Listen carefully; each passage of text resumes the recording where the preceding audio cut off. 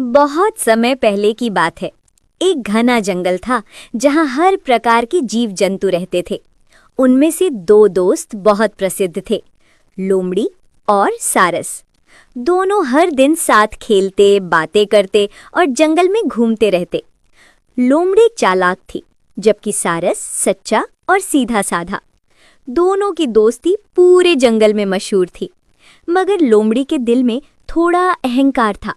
वह सोचती थी, मैं सबसे ज्यादा चतुर हूं, सबको अपनी चाल से मात दे सकती हूं।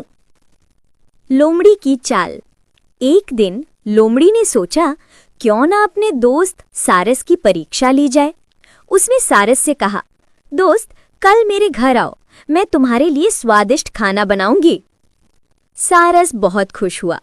अगले दिन वो लंबी चोंच उठाए फुदकते हुए लोमड़ी के घर पहुंचा। लोमड़ी ने पहले से ही स्वादिष्ट खिचड़ी बनाई थी, मगर बड़ी चौड़ी प्लेट में परोसी थी। खिचड़ी की खुशबू से सारस का मन ललचा उठा, पर जैसे ही उसने अपनी लंबी चोंच प्लेट में डाली, खिचड़ी फैल जाती और चोंच में कुछ ना आता। वहीं लोमड़ी अपनी जीभ से चाट चाट कर मजे से पूरी खिचड़ी खा गई। सारस ने शर्माते हुए कहा, दोस्त, खाना तो बहुत स्वादिष्ट था, पर मैं खा नहीं पाया। लोमड़ी मुस्कुराई और बोली, अरे खाना तो सामने था, अब तुम्हारी चोंच लंबी है तो मैं क्या करूं? सारस को बहुत बुरा लगा, लेकिन उसने कुछ नहीं कहा, बस मुस्कुराकर बोला, कोई बात नहीं लोमड़ी बहन, अगली बार तुम मेरे घर आना, मैं तुम्हें दावत दूंगा। सारस की बुद्धि मानी। अगले दिन लोमड़ी बड़े गर्व से सारस के घर पहुंची। सारस ने भी बहुत स्वादिष्ट सूप बनाया, पर उसे लंबे और पतले मटके में डाला। लोमड़ी ने जैसे ही मुंह डाला, उसका मुंह मटके में अटक गया। वह चाटने की कोशिश करती रही, पर सूप मुंह तक नहीं पहुंचा।